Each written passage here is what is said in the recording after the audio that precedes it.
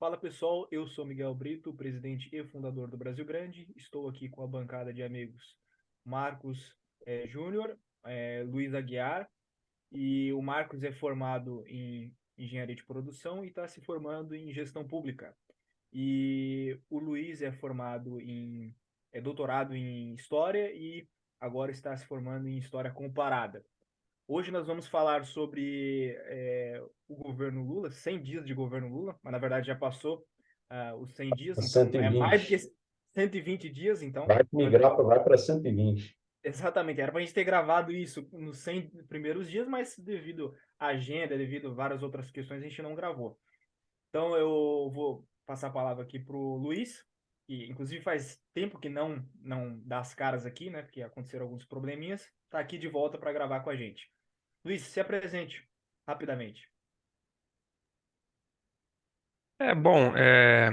Como você tinha falado, né? Eu estou cursando doutorado em História Comparada, sou mestre em História pela Unirio, doutorado é na UFRJ que eu estou cursando. Sobre a questão dos 100 dias, né? A gente pode falar que, parcialmente, o governo está cumprindo, né, algumas propostas, né, feitas na campanha.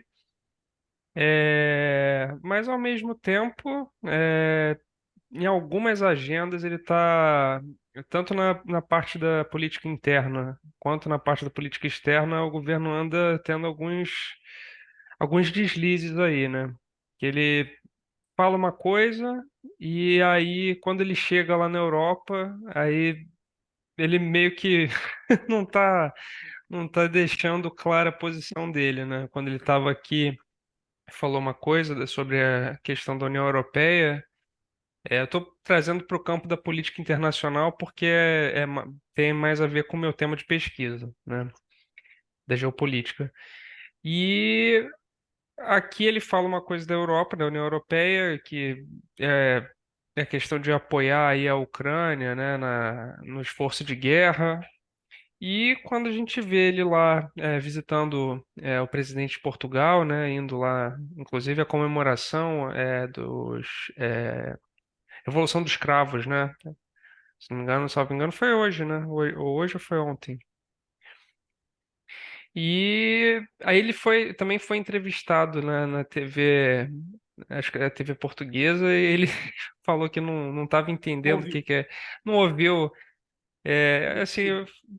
um pouco minimamente engraçado, né? Ele ir para um Tosco, país né? que fala o mesmo idioma que a gente, tudo bem, com um sotaque diferente, mas mesmo assim, Ele que fez a é, unificação, né? Linguístico português. pois é, ainda tem isso, né? A questão da reforma ortográfica, né? Que É. foi também. É, no plano, criticando ele nesse aspecto, né? Em relação à política mundial.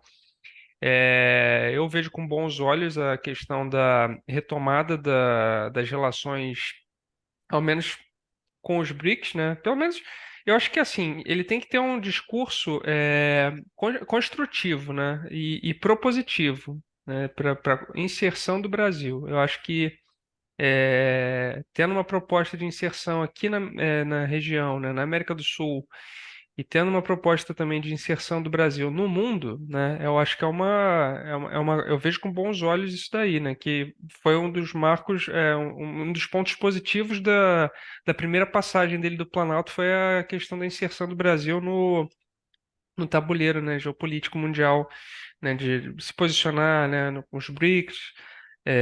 Aqui na América do Sul, né, teve a questão da onda rosa, né, que a gente teve vários governos aí alinhados com a esquerda, com a centro-esquerda política, e ele conseguiu mais ou menos ali fazer uma aliança e tudo. Depois, com as mudanças que aconteceram, acabou que a Unasul ficou esvaziada Isso que eu ia falar. Voltou. e agora está voltando, né? Também com o apoio aí dos outros países, né? Que tem novamente aí uma América do Sul. Não sei se eu diria que é uma nova onda rosa, né? Não sei também como que vai ficar a Argentina, não sei em que pé que estão as pesquisas eleitorais, né? Na Deve próxima vir eleição. Cristina de novo. É, Pode ser. Se for, é Vida ou bom até. morte para ela. É bom para o Brasil, né? Assim, no sentido de, pelo menos, da inserção aqui dentro do continente. Não sei se vai ser bom para a Argentina, mas também não sei se uma alternativa seria. Porque a Péssimo. Argentina já está há mais de 100 anos em crise, né? Então, assim, a gente pode falar que a Não vai Argentina, sempre em crise. a estabilidade da Argentina é a crise, né? Você vê as coisas lá funcionando, né? Eles continuam viajando aí para o sul, continuam indo para Santa Catarina, continuam indo para o Rio Grande do Sul, enfim. É, E agora voltando a falar do governo Lula. E no plano interno, é, eu vi assim alguma questão de avanço também na questão da agenda lá do Haddad, né, para a economia, vi com algum avanço aí. Agora fica mais a questão do embate, né, que está acontecendo ali entre o Banco Central e o Congresso, né? A questão dos juros, né, tá batendo muito forte isso daí. Eu lembrei do artigo que eu escrevi, né, sobre aquela economista indiana, né, que eu não entendo, que ela não entende por que que o Brasil se apega no superávit primário e naquela meta de inflação ali que ele não atingiu, o Campos Neto não atingiu essa meta da inflação aí em nenhum dos 4 anos do governo anterior aí. Então, sabe, superávit primário, ficou uma coisa assim, e Muito fazer vaga. algo. Muito vaga assim, você não atende no superávit primário você até consegue, mas é a meta da inflação você não atinge. E ao mesmo tempo você não consegue fazer o investimento público nos setores que precisam de investimento para que eles possam alavancar outros setores, né? Porque precisa é uma cadeia, né, produtiva, né? Você tem um setor que vai ajudar os outros setores a produzir. A gente tem hoje muito a questão do agro, né? Mas só o agro não vai fazer um país avançar, né? Precisa do agro? Sim, precisa do agro, mas precisa também é, produzir as coisas aqui, né? Não apenas ser um país exportador de commodities, né? Chover no molhado, a gente vai sempre estar batendo nessa tecla, mas agora lembrando até essa questão aí da taxação, né? Que teve um dos outros ruídos do governo, que foi a questão aí da taxação das remessas aí de certos valores. Eu não lembro se era até US$ 50, não lembro se o Tá bom. Marcos pode me corrigir aí se eu tiver errado. US$ 50. E também a questão que a chinesa, né, aquela Shein, vai produzir aqui, Mentiras. iria produzir aqui. Mentiras. Enfim, eu acho que esses ruídos aí do governo aí ficou patinando um pouco nessa agenda aí em relação à tributação. Falaram que ia aumentar também a renda do imposto de renda a partir de maio, né, para mais de 2.000, se eu não me engano. Aumentaram o E Bolsa Família aumentaram aí. o Bolsa Família, aumentaram os gastos sociais, né, com na casa aí, acho que cento e poucos bilhões, não foi isso? Acho que sim. Acho que sim. Não tenho certeza. É, assim, a gente vai ver mais ou menos como é que vai ficar o governo, né, o termômetro mesmo vai ser a aprovação das reformas aí que o governo quer jogar para frente, né? Principalmente a questão da reforma tributária. Né? Aprovando aí a reforma tributária, aí a gente vai ver como é que vai ser o comportamento do Congresso a partir de agora, o que que eles vão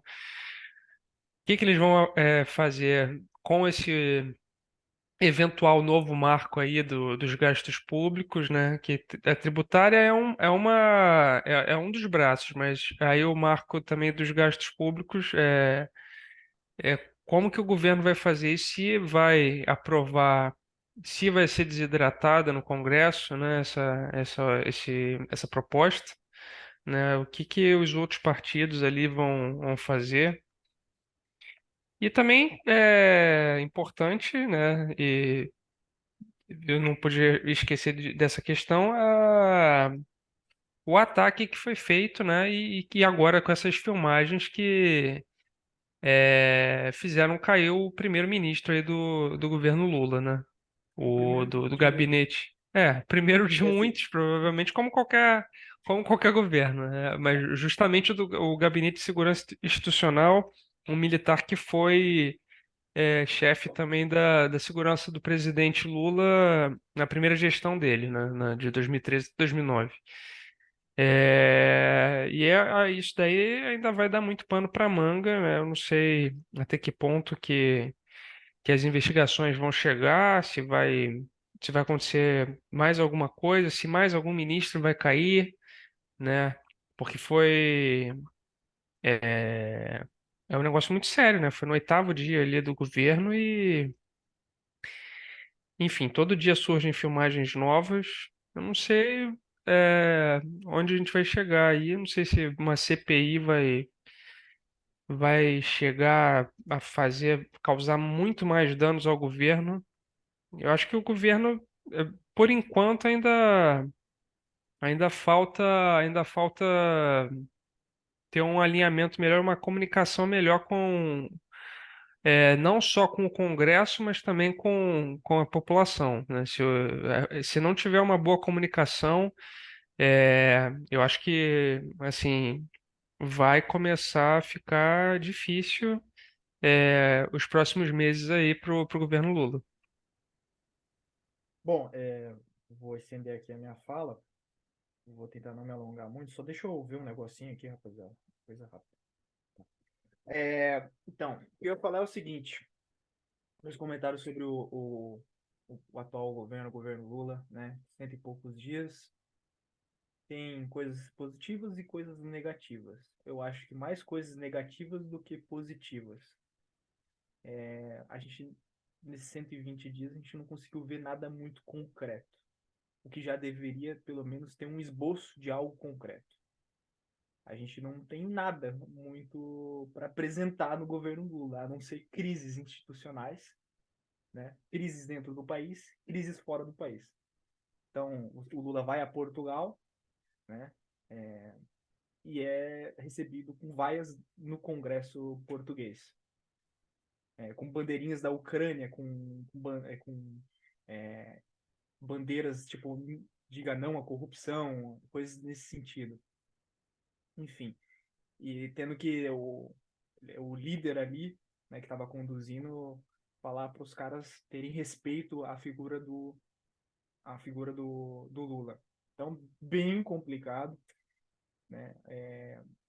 A Ucrânia pressionando o Lula, né, para que ele tenha uma mudança de postura, né? O Lula fez também a viagem à China, não podemos esquecer disso, né?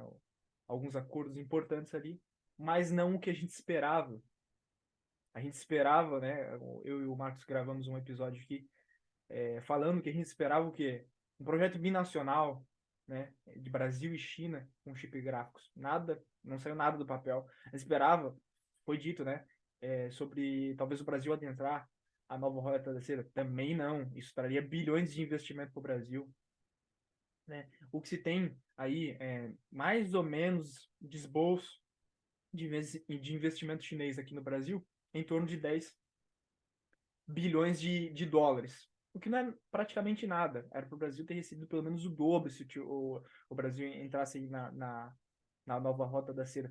Só para que vocês tenham noção, a Argentina conseguiu um valor próximo a isso, de entrar na rota da seda. Então, sim, e assim, são muitos, muitos acordos que podem ou não acontecer. Nada muito concreto. Sobre essa coisa da taxação, ficou famoso e tal, cara, não foi para frente. Eu achei que não ia para frente mesmo, porque é uma coisa que pega muito no centro da classe média, entendeu? A classe média se acostumou a comprar coisas mais baratas de fora do país, da China, da AliExpress, da Shein, porque não tem um poder de compra tão alto. Como lá as coisas são muito mais baratas do que aqui, E hoje você compra uma coisa na China, em 15 dias está na tua casa. Muitas vezes você vai comprar coisas aqui no Brasil, você compra uma coisa lá no norte do país, porra, 20 dias.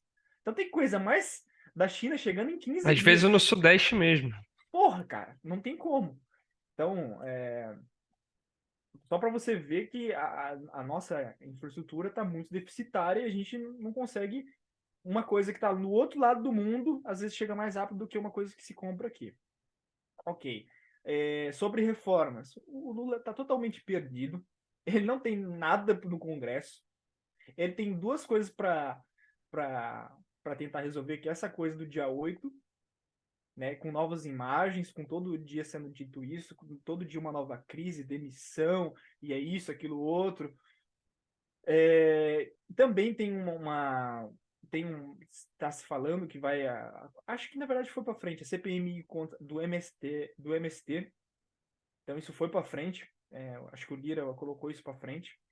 Então é todo dia uma nova crise, basicamente assim. Você não tem nada muito concreto e todo dia uma crise. Aí para coisas mais concretas, né? O Brasil votou a Unasul, o Bolsa Família foi aumentado, que mais? Algumas, alguns investimentos foram anunciados, uma coisa pontual aqui, uma coisa pontual lá, mas nada assim que você fala, cara, o Brasil vai mudar. Temos uma mudança, né? Temos uma linha a seguir.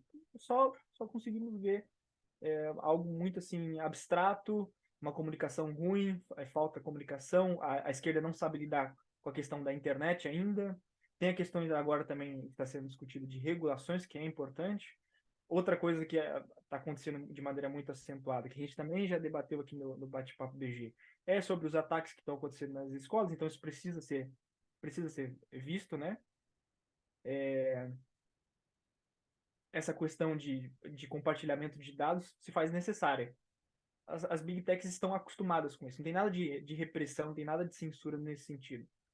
O Elon Musk, o Mark Zuckerberg, enfim, todos esses caras que são donos de empresas de comunicação, né, de rede social, eles têm que prestar dados ao serviço norte-americano. Então é uma coisa normal, né? Até tinha uma resistência nessa questão do Telegram aqui no Brasil, que o Telegram era, não, nós não vamos prestar dados ao governo.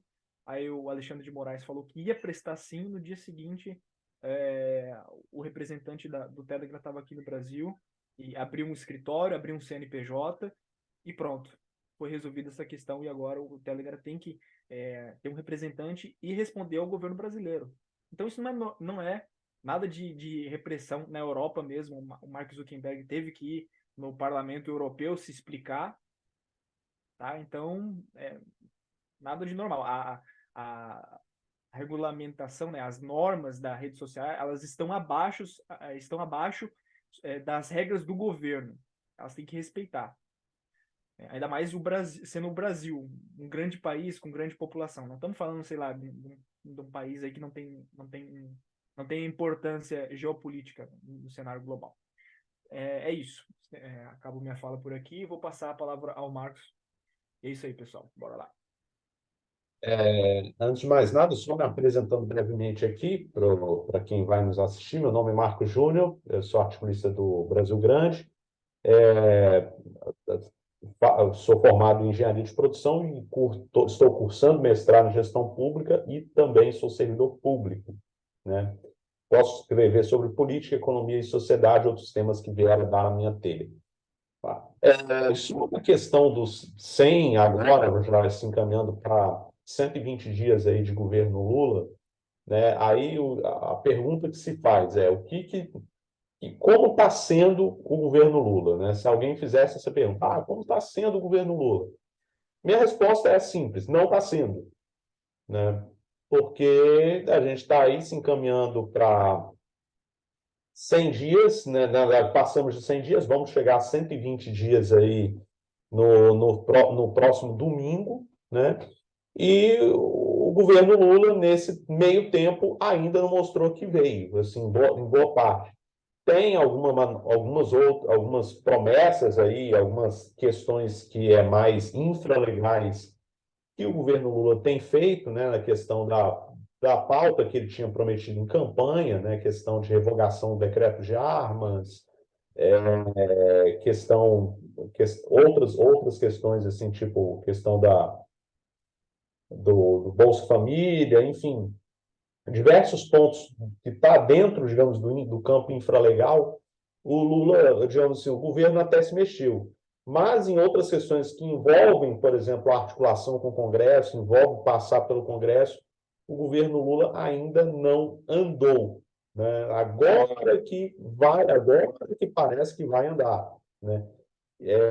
Que tem aí teve a questão aí do novo arcabouço fiscal, né? Por sinal, eu acho que poucos gostaram, né? Eu acho que é muito engraçado, chega a ser até engraçado, assim, quase é um arcabouço que é quase uma unanimidade, porque quase ninguém gostou, assim, pelo menos dos grandes figurões do debate público, né? De um lado, você tem gente que pensa que o novo arcabouço fiscal vai fazer do Brasil uma Venezuela, né? O que não é verdade, né? Do outro lado, o pessoal que acha que o arcabouço fiscal é tão ou até pior que o novo teto, o teto de gastos que tinha, que também não é verdade, né?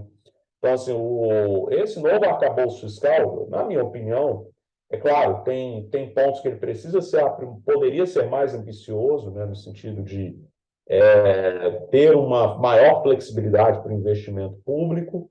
Eu acho que poderia se adotar, por exemplo, o modelo do teto dual, né, que é um modelo, inclusive defendido no artigo dos economistas Fábio de Ambrosio e Guilherme Tinoco, né, ainda em 2019, portanto, antes da pandemia, já se falava isso, né?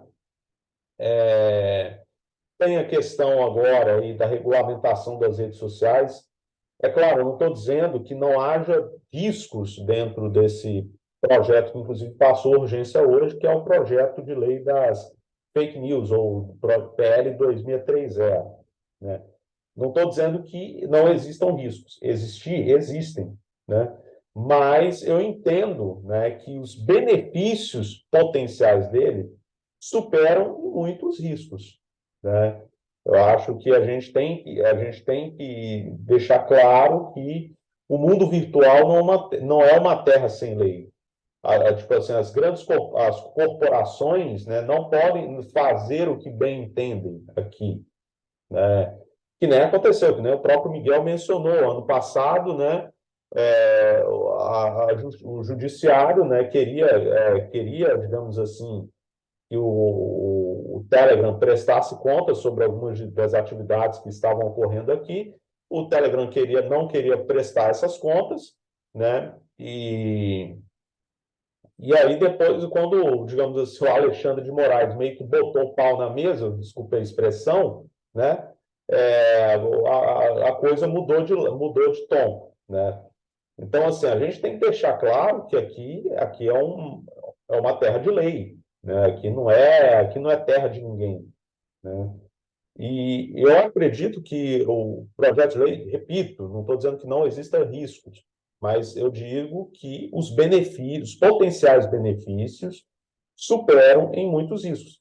Eu falo isso porque, por exemplo, em 2014, né, quando teve a discussão do Marco Civil da Internet, muita gente falava: olha, é o fim da internet livre no Brasil, não sei o quê.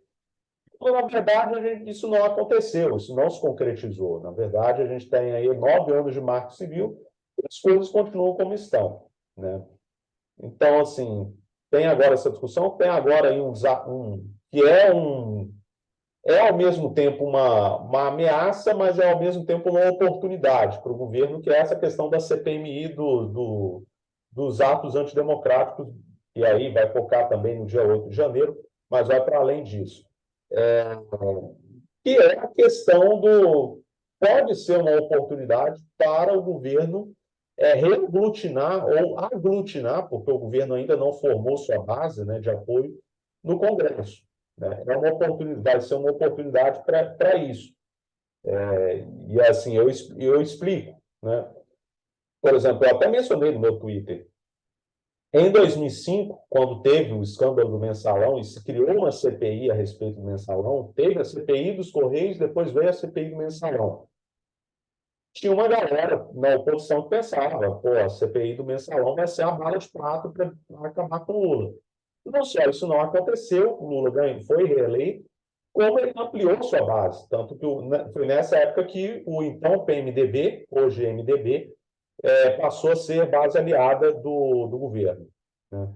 Então, assim, eu até, tudo bem que a gente tem um tempo limitado, mas assim, a grande verdade é, tipo, a oposição, né, não, digamos assim, não mediu as consequências do que pode rolar com uma CPMI formada.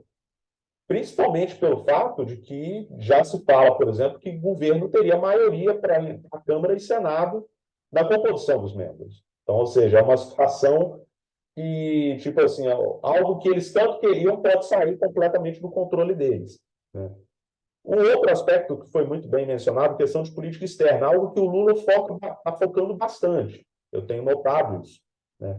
O Lula tem focado muito bastante em agenda externa, agenda de viagens, a questão com os BRICS, ao mesmo tempo que tenta se equilibrar. Ele tem adotado uma posição de equilibrista, né? Ao mesmo tempo que ele acena para a Rússia, acena para a China, ele tenta acenar para a União Europeia, vai ensaia uma crítica lá no parlamento português, criticando a invasão, a operação russa na Ucrânia, né?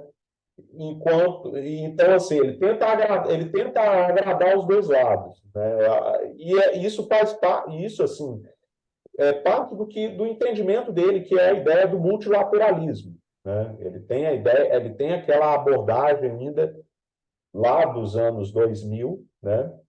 De que, tipo, dá para ficar de bem com todo mundo, dá para sorrir e acenar para todo mundo, usando aqui uma metáfora dos pinguins de Madagascar.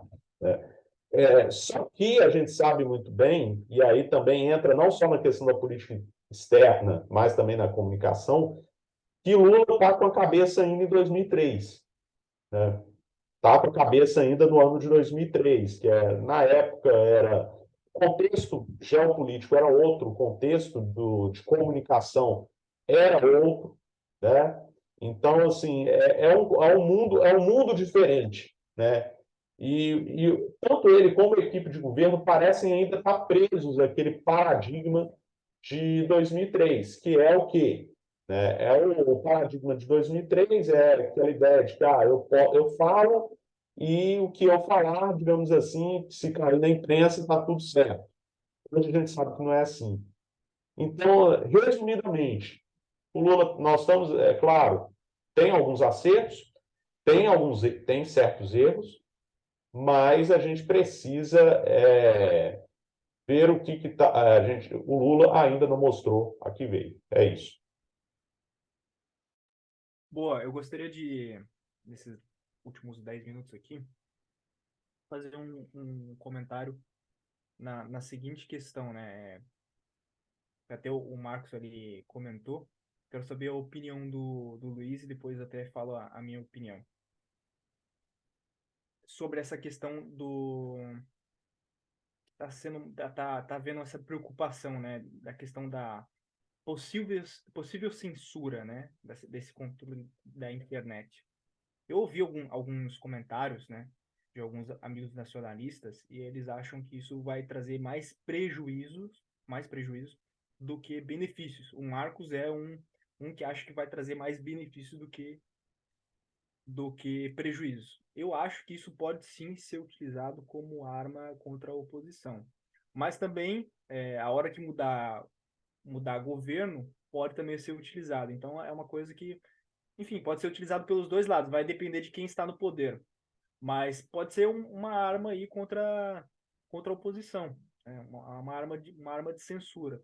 Mas, igual o Marcos falou, se achava isso também do Marco Civil da internet e isso não se concretizou. Estamos aí. é, ninguém reclama do Marco Civil da internet. Até mesmo porque, não sei se todas as metas do Marco Civil da internet foram bem estabelecidas, né? Foram conseguiu bater a meta, né, do Marco Civil da Internet. Bom, vou abrir aqui ao Luiz falar, fazendo um favor, Luiz. Olha, eu também sou um pouco cético nesse sentido aí de regulamentação. É, eu acho que depende, eu acho que tem que ser como você falou, né? Tem que ser uma coisa bem definida, né? Tem que ser pontual naquilo que precisa regulamentar. Eu acho que os pontos que o Marcos falou são importantes, né? Essas big techs, né? Essas redes sociais, elas têm que saber que tem lei, né? Aqui e a lei precisa ser cumprida, né? E a lei, entenda-se todo tipo de lei, né? Lei, o Código Penal tem que ser cumprido, enfim. Crimes da internet já tem delegacias especializadas para isso, né? E muita coisa acontece aí no mundo da internet e acaba que muita coisa, muitos crimes acabam sendo cometidos aí e não tem consequências para os autores, né? Então acho que realmente necessita algum tipo de regulamentação, mas eu acho que tem que ser uma coisa muito bem desenhada e muito bem definida pelo governo o que que ele quer, né? Qual o tipo de proposta. É, justamente para que não tenha, como o Marcos falou, em 2003 não tinha rede social, estava nascendo a rede social, né? Então, hoje em dia, eu acho que hoje em dia você criticar o marco civil da internet, já naquela época já tinha, né? Essa crítica, eu lembro bem disso. Mas eu acho que hoje em dia, talvez o Marco Civil não fosse aprovado por causa justamente dessa presença massiva da rede social, né? Que hoje em dia, naquela época não era assim, mas hoje em dia o celular a pessoa está podendo se comunicar pela rede social. Naquela época não era tão difundido assim o smartphone, né? Já em 2014 talvez eu tivesse, eu estava ali começando o WhatsApp, né? Acho que já tinha o WhatsApp, mas ainda assim, hoje em dia é outra realidade que a gente está vivendo. Ó, uma coisa que me preocupa é a agenda de alguns, entendeu? Sim, sim. Falta 5 minutos aí. O que me preocupa é a agenda pessoal de alguns, entendeu? É, tem alguns agentes aqui no Brasil que eles se comportam de maneira política. Então, assim, a gente vê a galera se reunindo, um pessoal aí um pouco estranho, vamos dizer assim, em outros países, né? Aqui em território nacional. Enfim, que não é o papel dele, entendeu? Não deveria ser o papel dele. O papel dele é outro. Politicamente ele mexe os pauzinhos ali em benefício próprio, em agenda própria.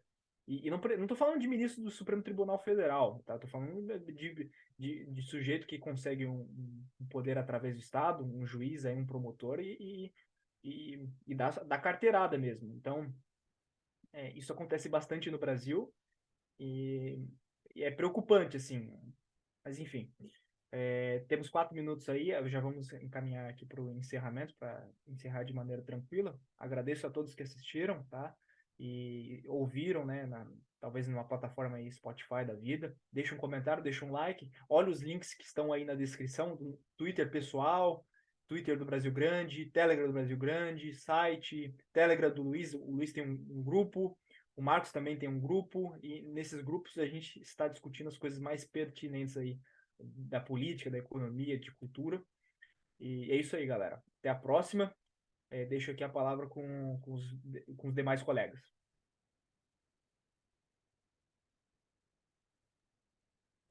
Primeiramente, aí também quero agradecer a todos aí pela audiência, pela paciência de vocês, né? Gente, agora nós temos aí também reforço aí o pedido do Miguel aí para nos acompanhar aí nas plataformas, nas mídias sociais, né? E claro que nós vamos aí sempre estar preparando algum conteúdo novo aí ou algum insight novo para vocês. Grande abraço aí, uma boa noite.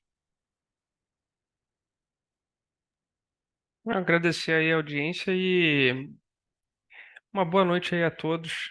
Obrigado aí pela mais um bate-papo aí e até a próxima.